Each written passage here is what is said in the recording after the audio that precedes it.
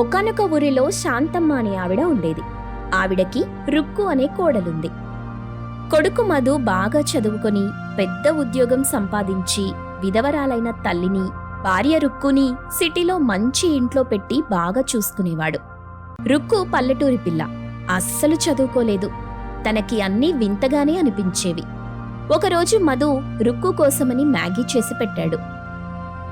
రుక్కు, దీన్ని మ్యాగీ అంటారు. స్పూన్తో ఇలా చుట్టుకొని తినాలి. ఏంటివి పురుగుల్లాగా ఉన్నాయి? నాకొద్దు బాబోయ్. నీ మొహం, ఒకసారి తిని చూడు, నీకే తెలుస్తుంది. తింటే వదిలిపెడతావా నువ్వు? రుక్కు ఒక్క స్పూన్ మధు బలవంతం మీద తింది. ఆ రుచి తనకి చాలా అద్భుతంగా అనిపించింది. బాగుందా? అద్భుతంగా ఉందండి. ఇట్లాంటి రుచి నేనెక్కడా తినలేదసలు అంటూనే మొత్తం ఖాళీ చేసేసింది. తనకి ఇంకా తినాలన్న కోరిక కలిగింది. ఏవండి, నాకింకా కావాలి. ఏమే పిల్ల, ఎంత నచ్చితే మాత్రం మితంగా తినాలి గాని మొహం వాచేలా తింటావా ఏంటి? మళ్ళీ రేపు చేసి పెడతాడులే, ఇక చాలు. రుక్కు బిక్కముఖం వేసుకుని కూర్చుంది. మరుసటి రోజు ఉదయమే లేచి రుక్కు షాపింగ్కి వెళ్ళింది. సూపర్ మార్కెట్కి వెళ్లి తిరుగుతూ ఉంది. ఏం కావాలి మేడం? మ్యాగీ కావాలి. అటువైపు ఉన్నాయి చూడండి, అందులో చాలా రకాలున్నాయి. మీకేం కావాలంటే అవి తీసుకొని ఈ డెస్క్ దగ్గర డబ్బు కట్టండి. రకాలున్నాయా? నాకు మ్యాగీ ఇవ్వండి చాలు. మ్యాగీలోనే బోలెడున్నాయి. Maggi tomato, Maggi vegetable, Maggi masala, cheese Maggi, chilli Maggi, egg Maggi, salsa Maggi. ఓర్ నాయనో, మ్యాగీలో ఇన్ని రకాలుంటాయా? రాత్రి నేను తిన్నది ఏ రకమబ్బా? ఒక పని చెయ్యండి, ఓ 4-5 రకాలు తీసుకెళ్ళి ట్రై చెయ్యండి. హా, ఇదేదో బాగుంది. అయితే మీరు చెప్పిన ఆ వెరైటీలన్నీ 2 ఇవ్వండి. సేల్స్ మ్యాన్ భలే బేరమనుకుని సంబరంగా ఉన్న వెరైటీలన్నీ 2 తీసి బిల్ వేశాడు. బిల్ తడిసి మోపెడైంది. మొత్తం ప్యాకెట్లు 100 మేడం. బిల్ 2000 అయింది. అమ్మో, 2000?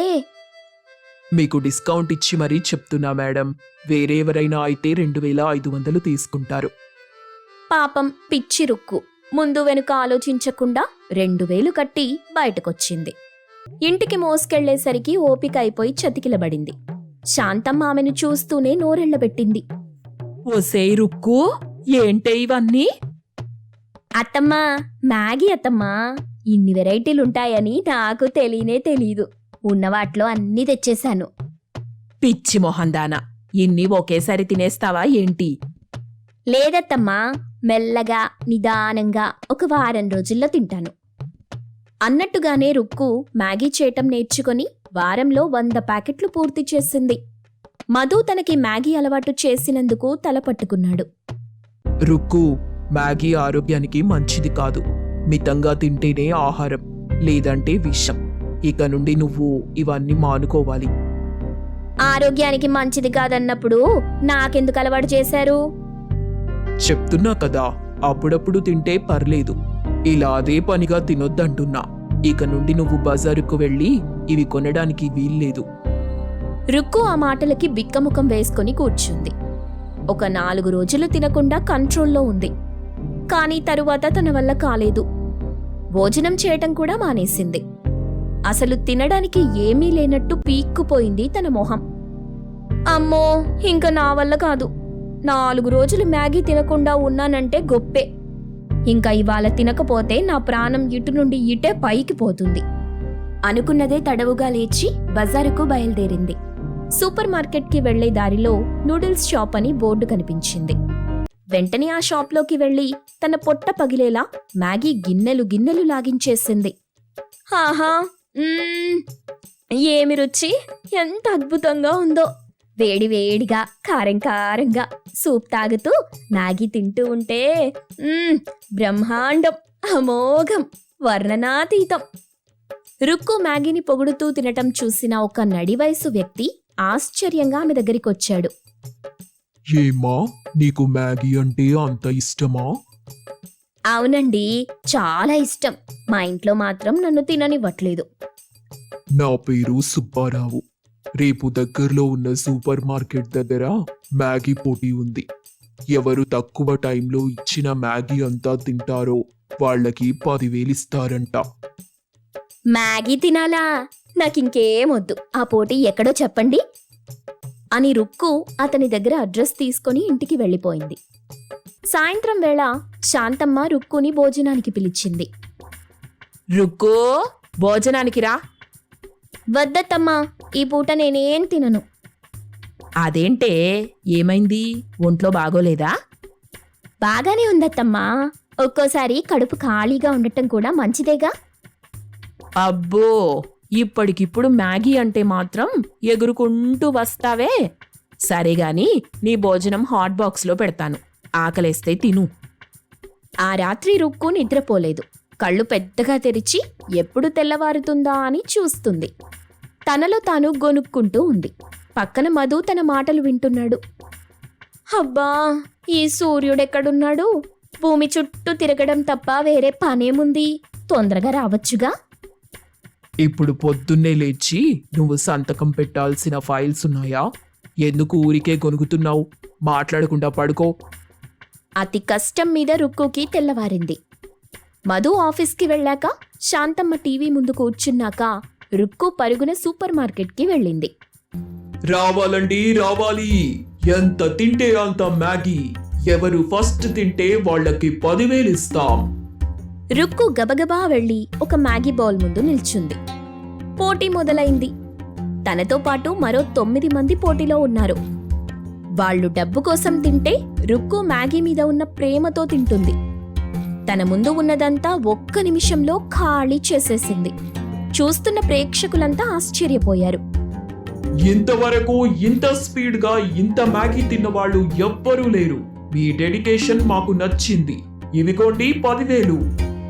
10,000? ఎన్ని మ్యాగీ ప్యాకెట్లు వస్తాయో. అమ్మో, తొందరగా ఇంటికెళ్ళాలి. రుక్కు ఇంటికి వెళ్ళిపోయింది. శాంతమ్మకి కనబడకుండా తన గదిలోకి వెళ్ళింది. అప్పుడు మొదలైంది అసలు సమస్య. ఎప్పుడూ లేనిది ఒకేసారి చాలా మ్యాగీ తినేసరికి తన శరీరం ఇముడ్చుకోలేకపోయింది.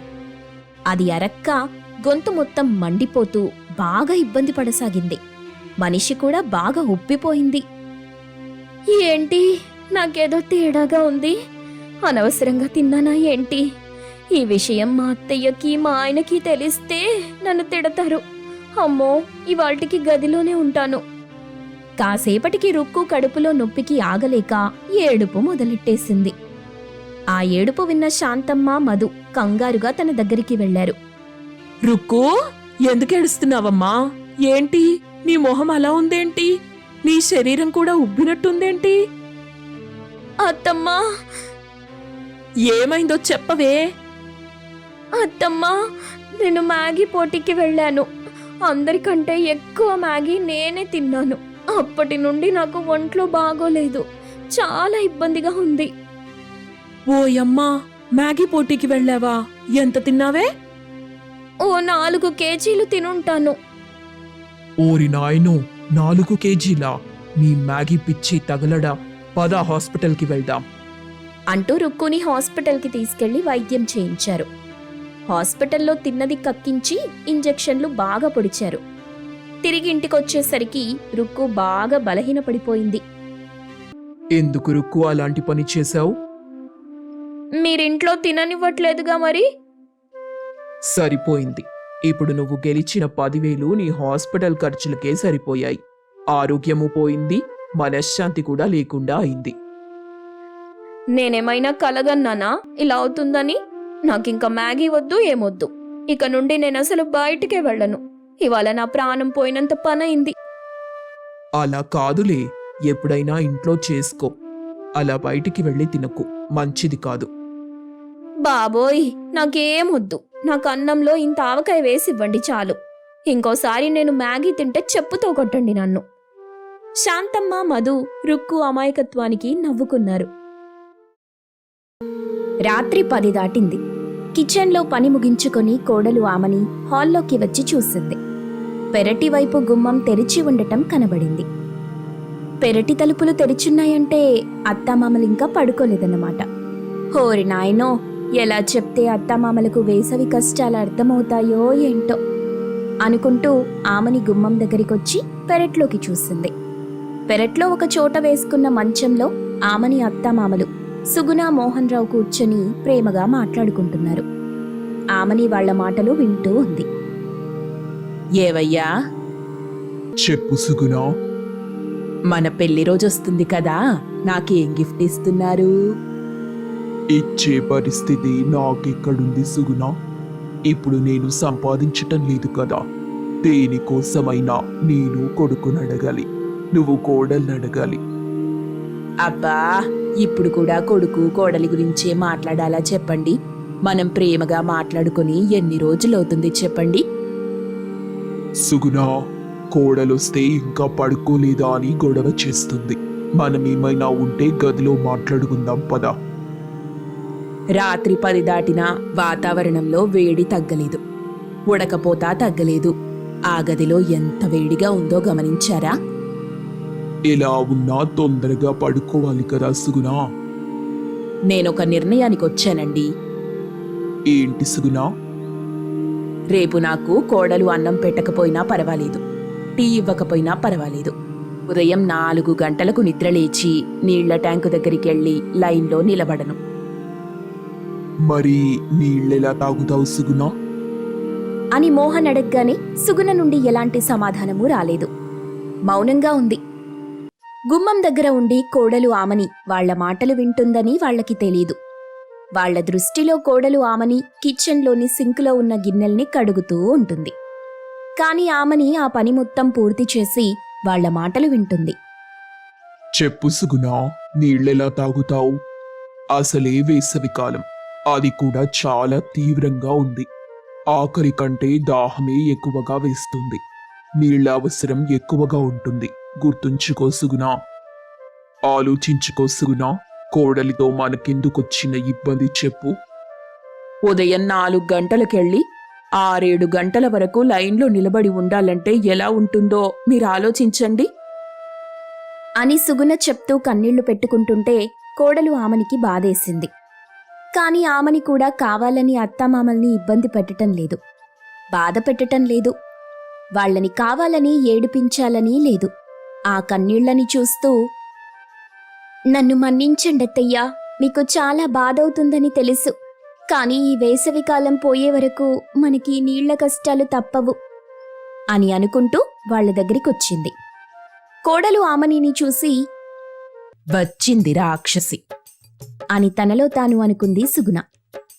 అత్తయ్య, మావయ్య, 11 కావస్తుంది. ఇంకా పడుకోకుండా ఇలా మెలకువ ఉంటే ఎలా చెప్పండి? ఉదయం 4 గంటలకే నిద్ర లేవాలి కదా. ఇంట్లో పడుకోవటం, 4 గంటలకి లేవటం, నీళ్ల ట్యాంకు దగ్గరికి వెళ్లి లైన్లో నిలబడటం, ఇదంతా ఎందుకు కోడలా? నీళ్ల కోసం అత్తయ్యా. నీళ్ల కోసమని నాకు తెలుసు కోడలా. అందుకే నాకొక ఆలోచనొచ్చింది. ఆ ఆలోచన గురించే మీ మావయ్యతో మాట్లాడుతున్నాను. ఆ ఆలోచన ఏంటో చెప్పండి అత్తయ్యా. మంచం తీసుకెళ్లి నీళ్ల ట్యాంకు దగ్గర లైన్లో వేసుకుని పడుకుంటాం కోడలా. 4 గంటలకు నువ్వొచ్చి నిద్రలేపితే చాలు. ఏమంటావ్?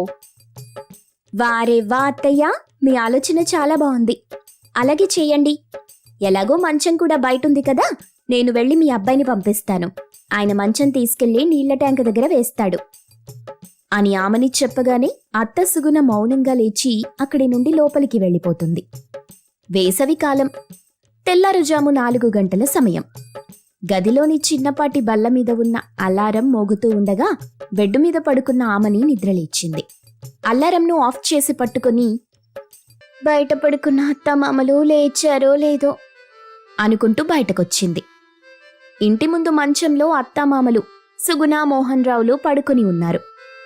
నాకు తెలుసు అత్తామామలు ఎలాగూ లేవరు, నేనొచ్చి లేపాల్సిందే అని అనుకుని, అత్తయ్యా, మావయ్యా, లేవండి, 4 గంటలయింది అని ఆమని ఎంత పిలిచినా లేవరు. దాంతో కోడలు ఆమని అల్లారం ఆన్ చేసి అత్త సుగుణ చెవి దగ్గర పెట్టింది. అంతే, అల్లారం మోతకి సుగుణ మోహన్ రావులు గబుక్కున లేచి కూర్చుంటారు. అయోమయంగా చూస్తూ, ఏమైంది కోడలా? అల్లారం మోగిందత్తయ్యా, 4 గంటలైంది. నీళ్ల కోసం ట్యాంకు దగ్గరికెళ్ళి లైన్లో నిలబడండి మరొక గంట తర్వాత వెళ్తాంలే కోడలా. మరొక గంట అంటే అప్పుడు 5 అవుతుంది మావయ్య. ఊరి వాళ్ళప్పటికే నీళ్ల ట్యాంకు దగ్గరికి వెళ్ళిపోయి లైన్ కడతారు. మీరు వెళ్లేసరికి లైన్ బాగా పెరిగిపోతుంది. అప్పుడు మనకు నీళ్లు దొరకవు. చాలా ఇబ్బంది పడాలి. రోజు తెల్లారుజాము 4 గంటలకు ఇదొక దినచర్య అయిపోయింది. ఛీ, ఏంటో జీవితం. ప్రశాంతంగా పడుకున్నది లేదు. పద అని భర్త మోహన్కి చెప్పి సుగుణ ముందుకు నడుస్తూ ఉంది. మోహన్ రావు కూడా ఇక చేసేది లేక సుగుణ వెనకాలే నడుస్తుంటాడు. నిద్రమబ్బుతో సుగుణ మోహన్ ఇద్దరూ కలిసి నీళ్ల ట్యాంకు దగ్గరికొచ్చారు. అప్పటికే నీళ్ల ట్యాంకు దగ్గర ఊరి వాళ్ళు చాలా మంది లైన్లో నిలబడి ఉంటారు. ఆడవాళ్ల లైన్లో సుగుణ, మగవాళ్ల లైన్లో మోహన్ రావు నిలబడున్నారు. కునుకుపాట్లు పడుతూ ఉన్నారు. సుగుణ నిద్రపోతూ తన ముందు నిలబడిన శ్యామల మీద పడుతుంది. అలా 2-3 సార్లు జరిగేసరికి శ్యామలకి కోపమొచ్చింది. ఎన్నిసార్లు చెప్పాలే సుగుణ, లైన్లో సరిగ్గా నిలబడు. మరొక్కసారి నా మీద పడితే చూడు, ఏం చేస్తానో నాకే తెలీదు. పడినప్పుడు చూసుకుందాం తీయవే అని చెప్పి మళ్లీ కళ్ళు మూసుకుంది సుగుణ. మళ్లీ నిద్రపోతూ శ్యామల మీద పడుతూ ఉంది. ఇంటి దగ్గర కోడలు ఆమని బయట ముగ్గు వేస్తుండగా తన భర్త అరవింద్ బిందెలు పట్టుకొనొచ్చాడు. ఆమని, నేను నీళ్ల కోసం ట్యాంకు దగ్గరికి వెళ్తున్నాను. నువ్వెప్పుడొస్తావు? మీరెళ్ళండి. నీళ్ల ట్యాంకు దగ్గరికి సుందరం బాబాయ్ వచ్చి గంట కొడతాడు కదా, అప్పుడు నేను పరిగెత్తుకుంటూ వస్తాను. మీరు వెళ్ళి లైన్ కట్టండి సరే ఆమని అని చెప్పి అరవింద్ ఇంటి నుండి బయలుదేరి నీళ్ల ట్యాంకు వైపు నడుస్తుంటాడు. ఈ వేసవికాలం ఎప్పుడు పోతుందో, మాకు ఈ నీళ్ల కష్టాలు ఎప్పుడు తీరతాయో అని అనుకుంటూ పనులు చేసుకుంటూ ఉంటుంది ఆమని. అరవింద్ తండ్రి నిలబడిన లైన్ దగ్గరికి వెళ్లి నిలబడ్డాడు. నాన్నా, నువ్వెళ్ళి నీళ్ల కాలువ దగ్గర నిలబడి నీళ్లని పట్టి గబగబా అక్కడున్న మన నీళ్ల సంపులో పోస్తూ ఉండు. ఇంతలో నేనొచ్చేస్తాను. సరే బాబు అని చెప్పి మోహన్ అక్కడి నుండి వెళ్ళిపోతాడు. అరవింద్ బిందెలు పట్టుకొని లైన్లో ఉంటాడు. ఇంతలో నీళ్ల ట్యాంకు దగ్గరికి సుందరం వచ్చి ఆ ట్యాంకు దగ్గర ఉన్న గంటని కొడతాడు. ఆ సౌండ్ ఆమని విని 2 బిందెలు పట్టుకొని పరుగున నీళ్ల ట్యాంకు దగ్గర నిలబడిన అత్త సుగుణ దగ్గరికొచ్చింది. అత్తయ్య, నేనొచ్చేశానుగా, మీరు కాలువ దగ్గరికి వెళ్ళండి. మావయ్య కూడా వెళ్ళినట్టున్నారు. మీరు కూడా వెళ్ళండి. కాలువలో నీళ్లొస్తున్నప్పుడే గబగబా పట్టి మన నీళ్ల సంపులో పోస్తూ ఉండండి. ఇంతలో నేను పిల్లల్ని బట్టల్ని తీసుకుని అక్కడికి వస్తాను. అక్కడే అన్ని కార్యక్రమాలు ముగించుకొని తిరిగింటికొద్దాం. అలాగే కోడలా అని సుగుణ అక్కడి నుండి వెళ్ళిపోతుంది. నీళ్ల ట్యాంకు దగ్గర ఆమని ఒక దిక్కు, అరవింద్ మరొక దిక్కు గొడవ పడుతూ ఇద్దరూ కలిసి 4 బిందెల నీళ్లు పట్టుకున్నారు. ఇద్దరూ కలిసి బిందె మీద బిందెను ఎత్తుకొని ఇంటికొచ్చారు. ఏవండి, ఆలస్యం చేయకుండా పిల్లల్ని నిద్రలేపండి. కాలువలో నీళ్లొస్తున్నప్పుడే నేను బట్టలు ఉతుకుతాను. ఇంతలో నేను నాన్న పిల్లలకి స్నానం చేయించి మేం కూడా చేసుకోవాలి. అంతేనా ఆమని? అంతేనండి. పిల్లల్ని నిద్రలేపి తీసుకెళ్ళండి అని చెప్పగానే అరవింద్ పడుకున్న పిల్లలు ఆదిత్య, అలేఖ్యాని ఎత్తుకొని కాలువ వైపు వెళ్తుంటాడు. ఆమని ఆలస్యం చేయకుండా బట్టలున్న గంపని నెత్తిన పెట్టుకుని అరవింద్ వెనకాలే నడుస్తూ ఉంటుంది. కొంత సమయం తరువాత ఇద్దరూ కాలువ దగ్గరికొచ్చారు. వాళ్లతో పాటు ఊరివాళ్లు కూడా బట్టలు, పిల్లల్ని తీసుకుని కాలువ దగ్గరికొచ్చారు. కాలువ నిండుగా నీళ్లు పారుతుంటే చాలా మంది బట్టలుతుకుతుంటారు. పిల్లలకు స్నానాలు చేయిస్తుంటారు. ఏవండి, నేను బట్టలుతుకుతాను, మీరు పిల్లలకి స్నానం చేయించండి అని చెప్పి ఆమెని బట్టలు వాష్ చేస్తూ ఉంటుంది. అరవింద్ పిల్లలకు స్నానం చేయిస్తుంటాడు. సుగుణ, మోహన్ రావులు కుండతో నీళ్లు పట్టి అక్కడే వాళ్ల పొలంలో ఉన్న నీళ్ల సంపులో పోస్తుంటారు. దాంతో అందరూ వచ్చిన పని అయిపోయిందని సంతోషపడుతూ ఇళ్ల వైపు వెళ్తుంటారు. సుగుణ, మోహన్ రావు, అరవింద్, ఆమని, ఆదిత్య, అలేఖ్య అందరూ వేసవి కష్టాలు అనుభవిస్తూ అలా జీవనం కొనసాగిస్తూ ఉంటారు.